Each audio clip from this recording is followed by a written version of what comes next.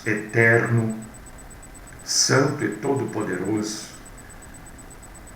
suplicar aos pés de Deus a graça, que Ele receba o nosso culto, que Ele receba a nossa adoração, que Ele nos instrua, que Ele fale conosco. Vamos suplicar que nós estejamos prontos para ouvir. Senhor nosso Deus, nosso Pai, eterno e poderoso Senhor, mais uma vez nós nos juntamos aqui como igreja, porque isto é igreja. Igrejas são pessoas. E a igreja se reúne aqui, e eu creio que em outros tantos lugares, para adorar e glorificar o Senhor, para engrandecer o Senhor e para honrar o Senhor. Nos reunimos aqui para ouvir o Senhor falando conosco, porque queremos juntos crescer na graça e no conhecimento do Senhor. Fala conosco, Pai. Dá-nos a santa instrução. Senhor, limpa a nossa mente, a nossa memória de coisas que te ofendem, te desagradam. Faz uma higienização na nossa mente, Deus querido e Pai Todo-Poderoso. Raiva, rancor, mágoa, retira tudo, Senhor, para que possamos adorá-lo verdadeiramente em espírito e em verdade, para que possamos prestar ao Senhor um culto racional. Limpa, Senhor, nosso coração. Fala conosco, Senhor, nesta manhã, e que juntos entreguemos este culto aos teus santos pés, um pouco melhores do que agora que estamos iniciando. Que estejamos aqui verdadeiramente para te adorar. Digno e justo, único e verdadeiro Senhor e Deus. Afasta-nos, Senhor, da mentira e afasta a mentira de nós também. Esta é a minha oração, por mim, pelos meus e por todos aqueles que estão adorando e virão adorar o Senhor conosco. E oro no nome do Cristo Jesus, o nosso Salvador, único, suficiente, pessoal, universal e intransferível. Amém.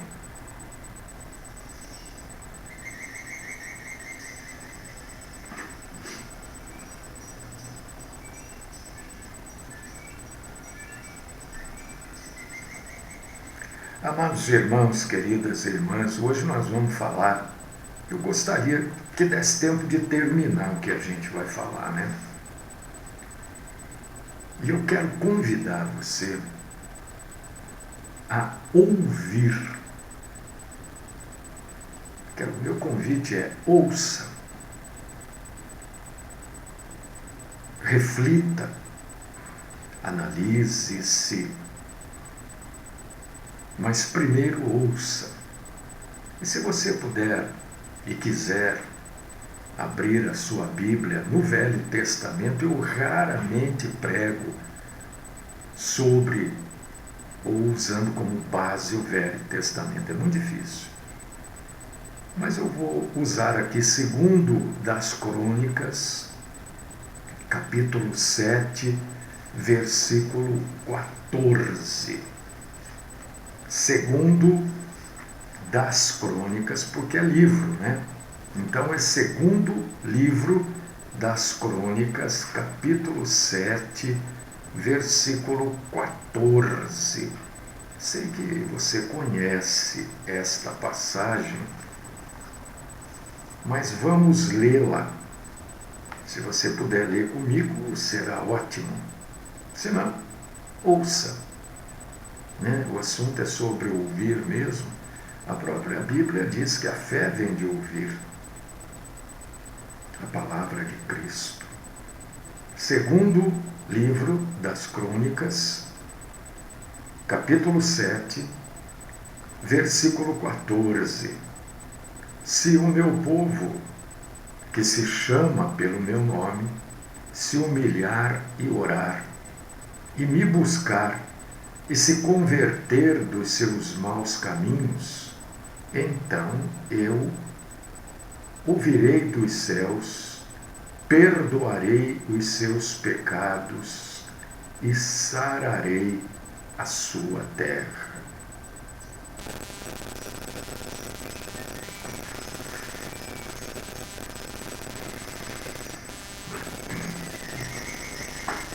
Eu quero insistir, meu irmão, minha irmã, com você. Ouça. Ouça. Primeiro, ouça. Há muita coisa nesta vida que nos oprime, que escraviza, que separa a gente e reforça, que dá força aos ídolos da corrupção política, corrupção social, econômica e corrupção espiritual. Há muita coisa nesta vida que, ao invés de ser instrumento de libertação do povo, torna-se um ídolo em si mesmo e acaba prejudicando a família cristã. E isso as pessoas só vão constatar, só vão tomar ciência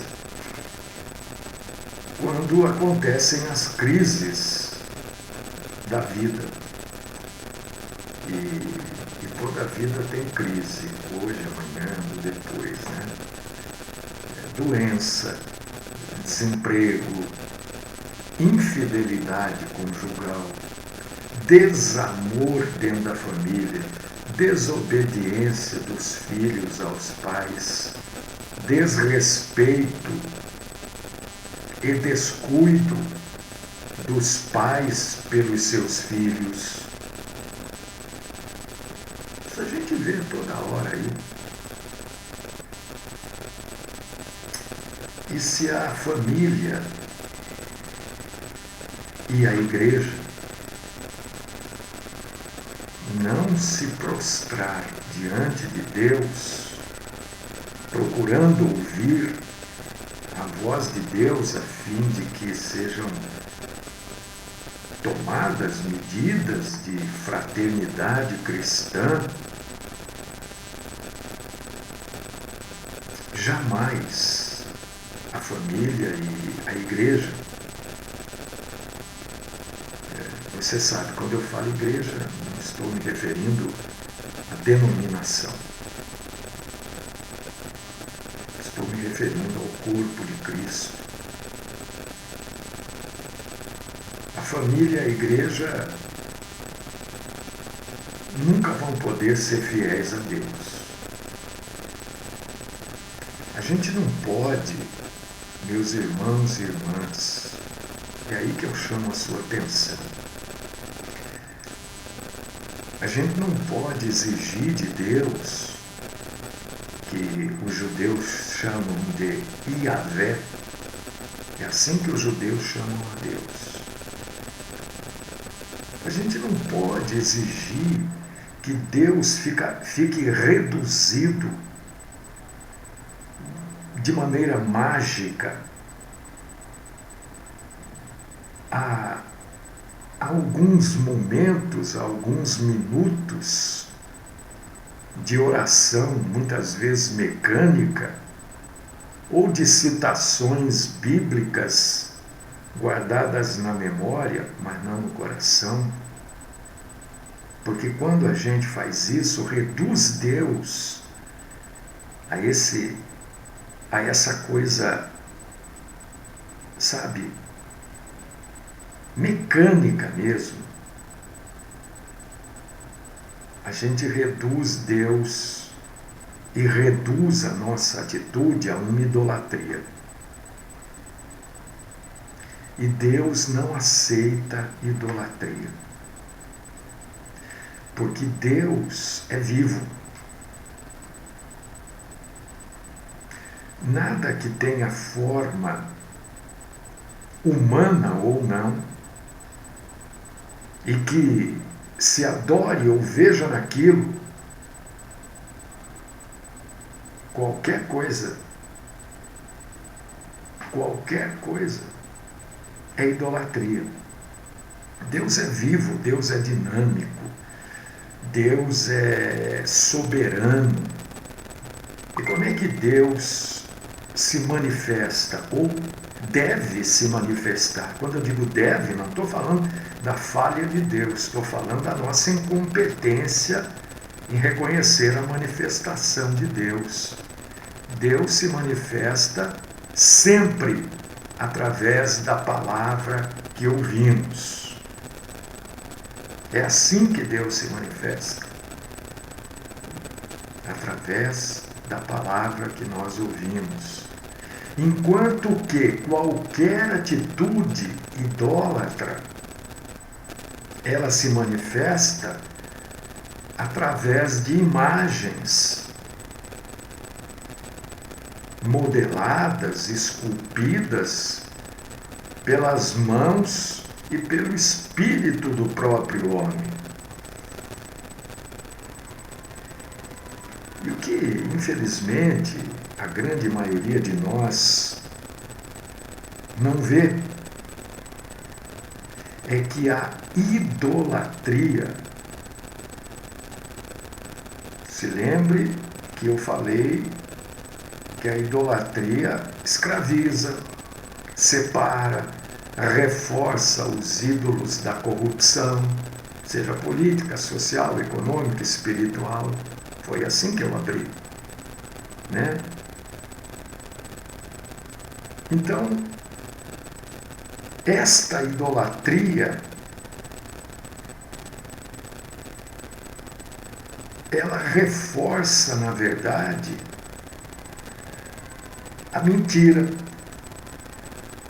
Ela reforça, na verdade, a falta de importância que nós damos no saber ouvir. E por que eu peguei aqui uma passagem do Velho Testamento, já que nós sabemos que a maioria das passagens do Velho Testamento, elas foram escritas, a maioria, a grande maioria delas, foram escritas para o povo judeu. Não foi escrita para a igreja. Mas eu peguei porque a gente pode aprender aqui, nesse momento tão delicado de mundo que a gente vive e passa. A gente pode aprender que a luta de Israel contra outros povos era a luta de Deus contra outros deuses, na verdade, contra a idolatria. Quando você vê lá Deus mandando Israel lutar e guerrear e não deixar sobrar ninguém, tem gente que fica, mas é Deus lutando contra a idolatria. E esta idolatria do passado, do Velho Testamento, ela se transformava, via de regra, num problema político. Mesmo que você só queira ver o Senado, o cenário, não o Senado, é que nós estamos falando de política, né? Mesmo que você só queira ver o cenário religioso e eclesiástico, às vezes de maneira consciente ou inconsciente, sempre que Deus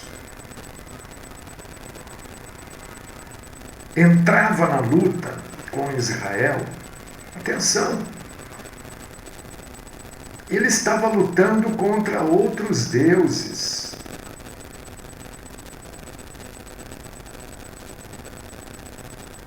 E ele ensinava a Israel a separar aquela luta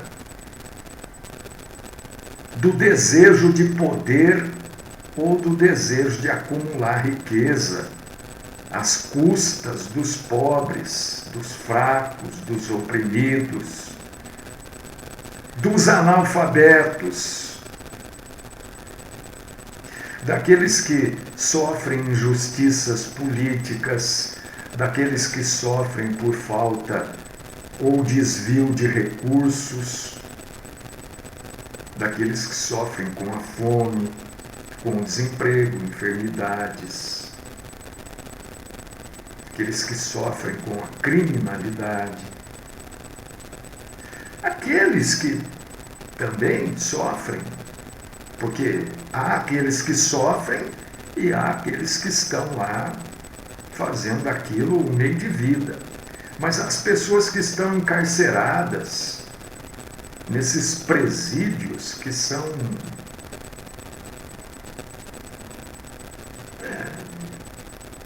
verdadeiros depósitos de homens sem Deus, mortos-vivos. Então Deus queria que o seu povo lutasse,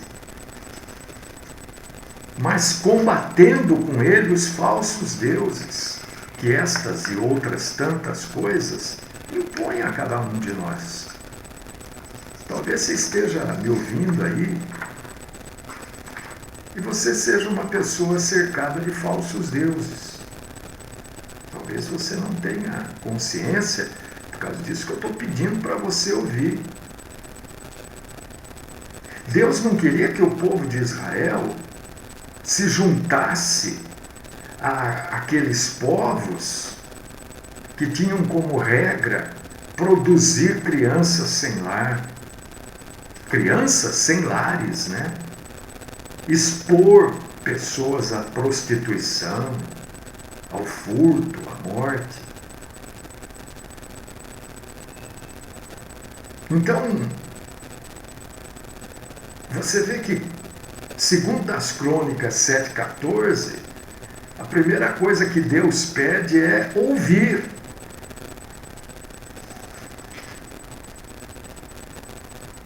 Se o meu povo que se chama pelo meu nome se humilhar, quer dizer, orar,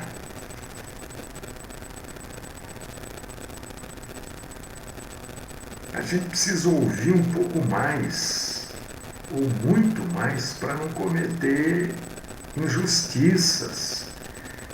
E Tiago, já no Novo Testamento, no capítulo 1, versículos 19 e 20, ele fala algo muito parecido. Todo homem, pois, seja pronto para ouvir, tardio para falar, tardio para se irar, porque a ira do homem não produz a justiça de Deus.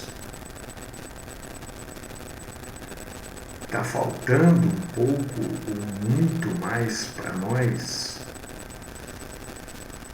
ouvir a Deus e ao próximo.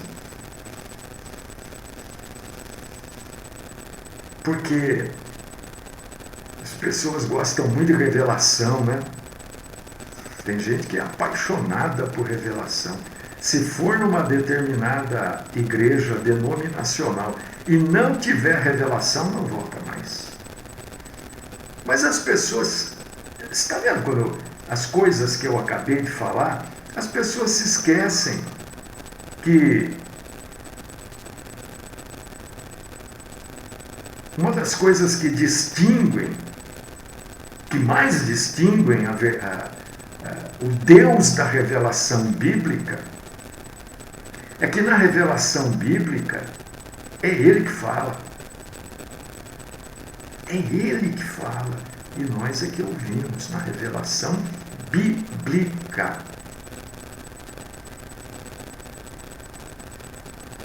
Ao contrário dos ídolos. Quem que fala? Quando se diz que um ídolo falou, exibiu qualquer forma de vida, e qualquer forma de vida aqui eu estou chamando de estigma, sangrar, chorar, né? Quem que fala? As pessoas falam, não é Deus que fala. O Deus que nós seguimos falou a Adão, falou a Eva, falou a Noé, falou a Abraão, falou a Moisés, falou a Josué e continua falando. Deus continua falando.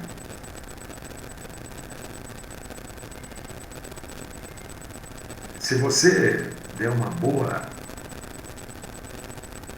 leitura no Velho Testamento, eu convido você para ler Jeremias, capítulo 13, versículo 10, Isaías, capítulo 30, versículo 9. O que você vai encontrar lá? Era que o povo se recusava a ouvir as minhas palavras, diz Jeremias. Isaías fala, por amor o Senhor Deus falou ao seu povo,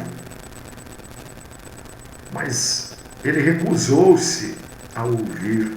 E hoje também, o povo não quer ouvir, não tem paciência para ouvir, quer falar. E essa coisa da gente ouvir Deus é um negócio interessantíssimo. Porque se você não consegue, por exemplo, é só um exemplo, né? Se você não consegue me ouvir falar, como é que você vai ouvir Deus? Você não tem paciência para me ouvir falar ou ouvir a sua mulher falar? Se você não tem paciência para ouvir seu esposo falar, se você não tem paciência para ouvir seus filhos falar, o seu patrão falar, como é que você vai ouvir Deus? Então esse aprendizado de ouvir a Deus, ele começa, na verdade, dentro de casa.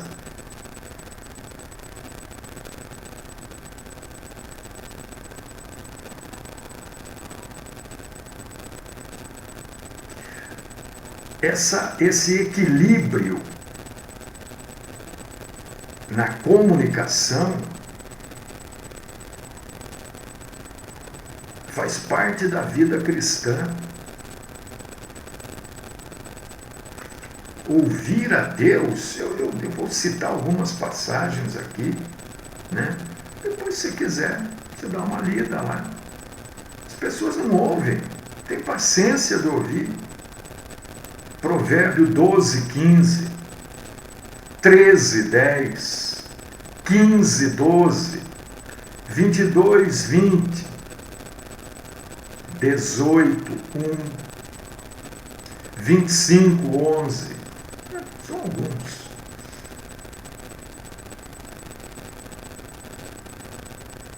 Eu convido você a dar uma olhada no Velho Testamento, por exemplo, Isaías 46, versículos 3 e 4. Escutem-me, vocês da casa de Jacó. Deus está pedindo para ouvir. Vê lá. As pessoas procuram, na verdade, eu já falei sobre isso, mas eu creio que é importante nesse estado que nós estamos, né? Que as pessoas preferem práticas idólatras dentro das igrejas denominacionais. As igrejas estão cheias de práticas idólatras e que vocês dizem que isso não é idolatria. Idolatria não é só adorar uma imagem, orar para uma imagem. Idolatria, na verdade, é muito mais do que isso. Por exemplo, os cultos de louvor. Agora eu sei que tem muita gente que não... Mas ouve, pelo menos. Ouve, né?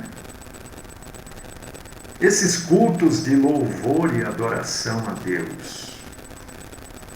Na verdade, isso é uma grande mentira. Isso é uma grande idolatria. Não a Deus, aos homens.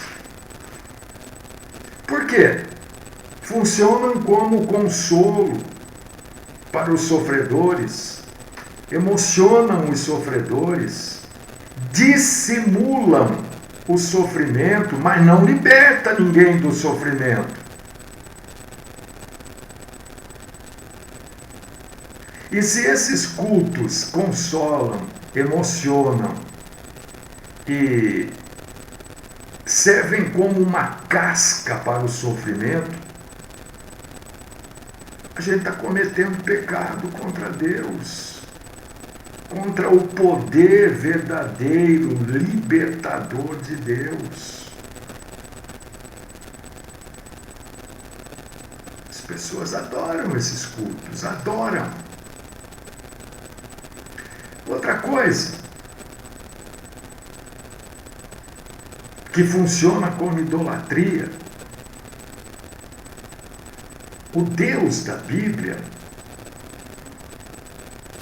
uma coisa que Deus não tolera, e ele deixa isso muito claro para a gente, em vários lugares, em várias passagens da Bíblia, é que o ser humano tenha medo.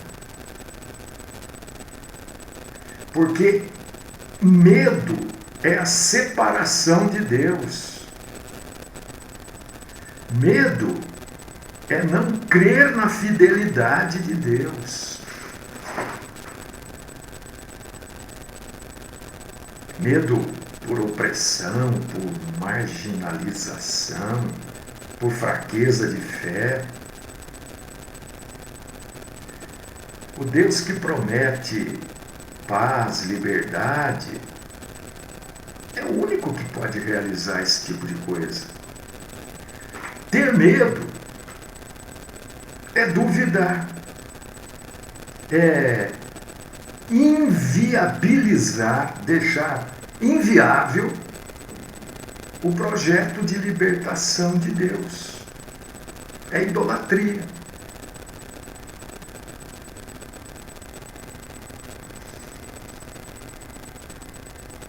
Fora os falsos deuses, né? E aí entra a racionalidade, a inteligência, a fé. A falta de reverência é idolatria. A falta, e você pode constatar isso, né? Quantas vezes nós vamos numa determinada denominação, né? E a última coisa que se fala lá dentro é sobre Deus, sobre o Senhor, sobre Cristo. É a última coisa que se fala.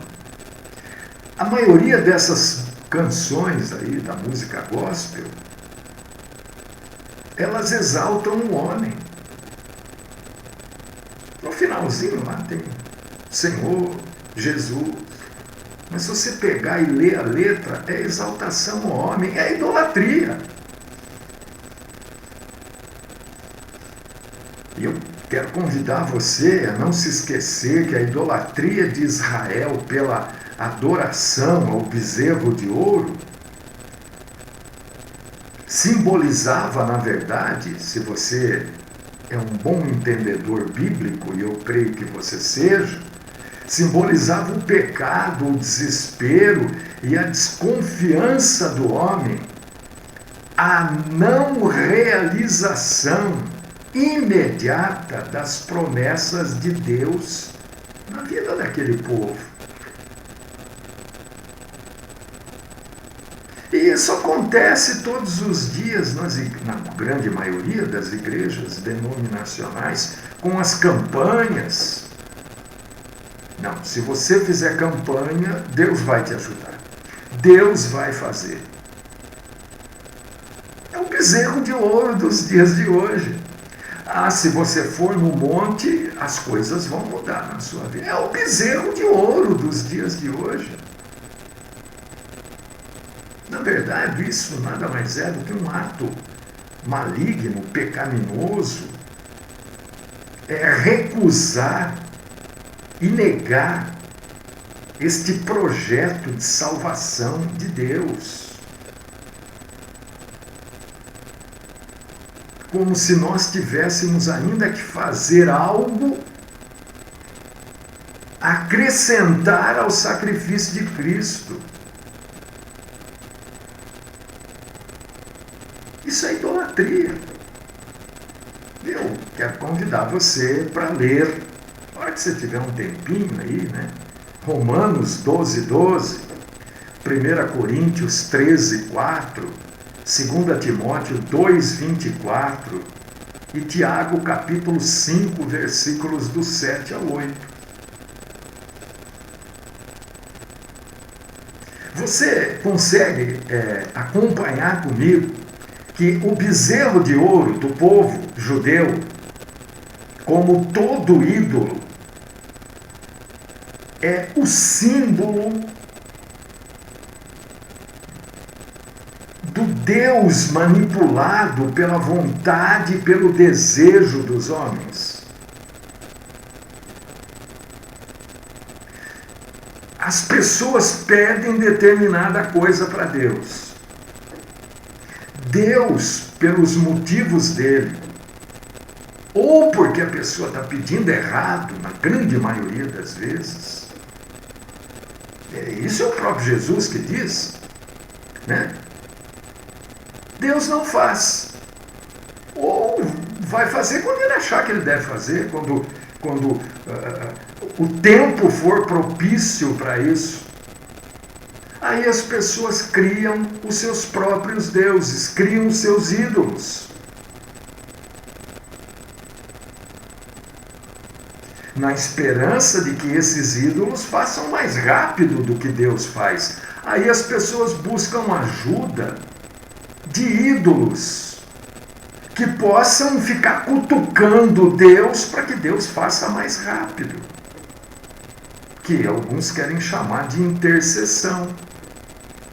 Mas ao frigir dos ovos, é a mesma coisa que um santo ficar cutucando Deus. Ô Senhor, Deus, faz aí, ele está pedindo lá, faz aí.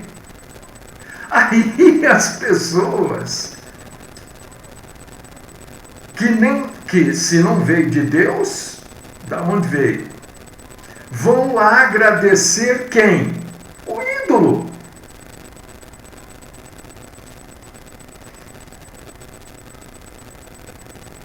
Vão agradecer o ídolo.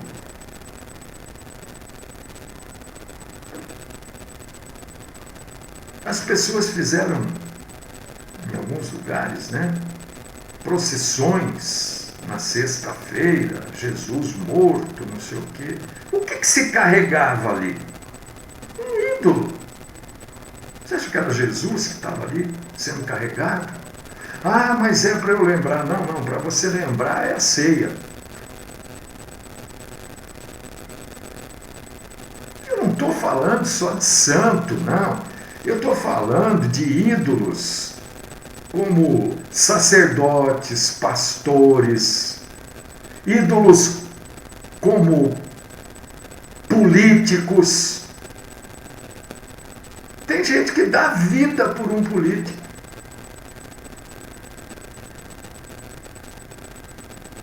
É uma fraqueza de fé contra a onisciência do Altíssimo Deus.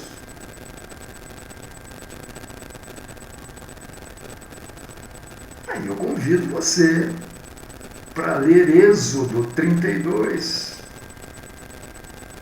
É o Deus manipulado. É o Deus, é a idolatria humana.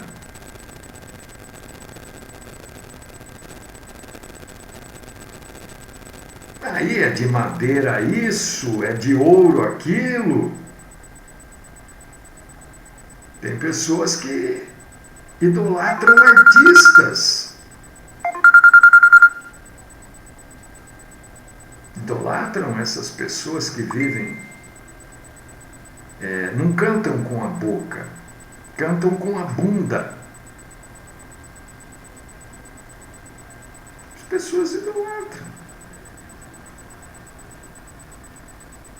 Tem outros que idolatram os cargos que recebem. Ou dentro da igreja, né? Vão lá para receber cargo. Essas coisas são ídolos. Ídolo não é só o santinho. Então, a idolatria, nós precisamos entender bem essa coisa de idolatria, viu? Porque a idolatria transforma o Deus libertador num Deus prisioneiro do próprio ser. Do ser idólatra. De acordo com o sistema, né, político, eclesiástico, religioso. E isso é curioso porque é muito parecido, mas é muito parecido com o que viveu o povo israelita no Egito.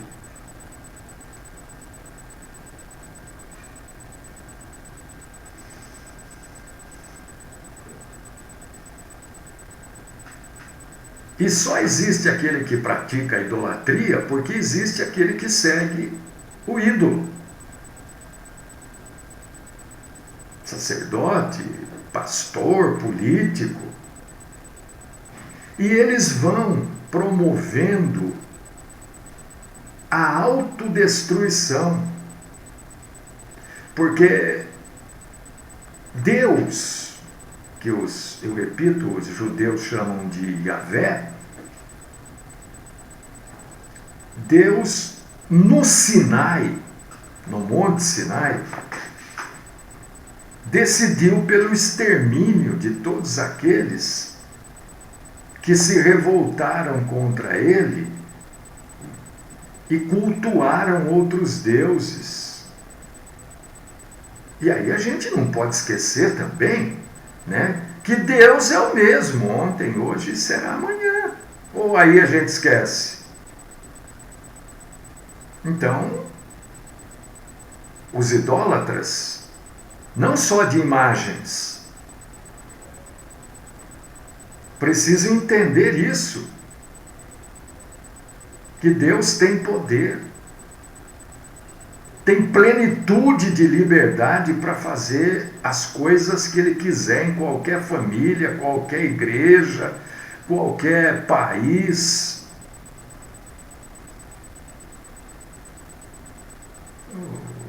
Paulo escreve isso na carta aos Romanos. Ele diz assim: mas se alguém não tem o Espírito de Cristo, esse tal não é dele. Esse tal não é dele se enquadra perfeitamente neste caso do Monte Sinai, em que Deus decidiu exterminar todos aqueles que cultuavam outros deuses. Ora, se esse tal não é dele, é de quem? É esta ligação que eu chamo você a fazer quando você lê a Bíblia.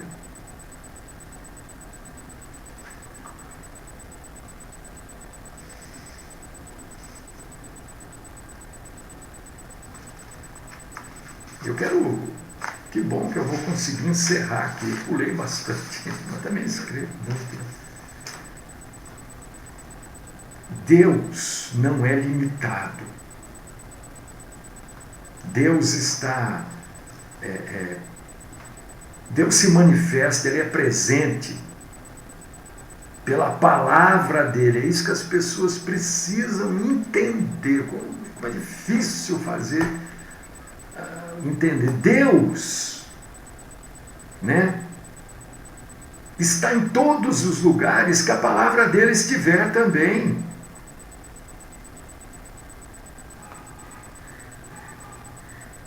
Você consegue ver a onisciência de Deus desta forma também. Também. Está dando para entender? É onisciente. Onde tiver a palavra de Deus, Ele está. É uma forma de mostrar a onisciência, a onipresença de Deus.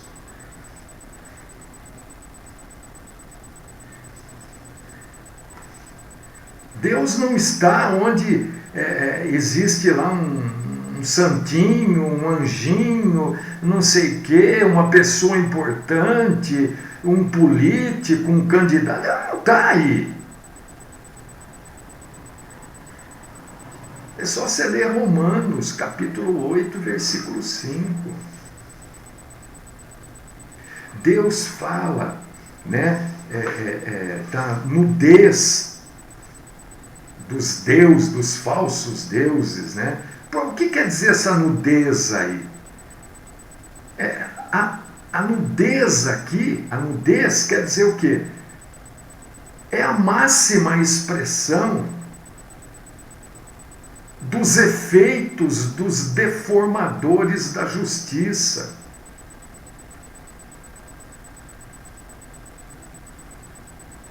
Porque quando uma pessoa está nua, pelada, é onde você vê todos os defeitos. Não é? É ali que você consegue ver todos os defeitos. Por causa disso que Deus fala dessa nudez. Então, se você está com paciência, né, de ter ouvido até agora, eu creio que esse problema de.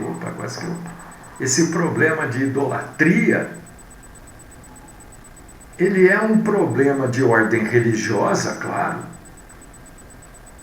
mas também é um problema de ordem política e cultural,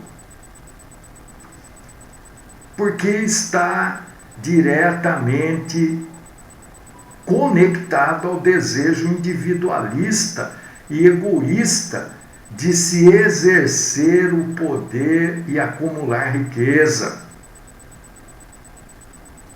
Aí desencadeia sofrimentos moral, espiritual e físico.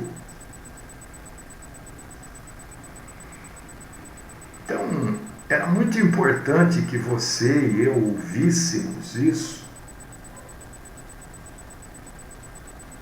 porque a gente precisa estar atento a esse viver cristão, para que a nossa prática religiosa não nos afaste da espiritualidade, que no fim das contas tem o mesmo objetivo. A prática religiosa e a espiritualidade, no final das contas, tem o mesmo objetivo. Mas a prática religiosa não pode estar conectada aos ídolos. A prática religiosa tem que estar conectada num procedimento de que Deus seja o Senhor. Senhor de fato das nossas vidas. É por causa disso que eu queria te chamar para ouvir, antes de você ficar escrevendo, falando, contestando ou concordando, ouvir. O que vai ser dito? Porque às vezes a pessoa é o maior idólatra dos tempos modernos, mas não se vê dessa forma. Se vê, né, da forma que ele quer se ver. E a gente se vendo da forma que a gente quer se ver, a gente é idólatra. Porque o ídolo é visto da forma que o idólatra quer ver. Que resolve problema, que cura, que desata nó, que dá nó, que faz, que acontece. Então, era esse o meu chamamento hoje para você, para ouvir e fazer uma rebuscagem na sua vida.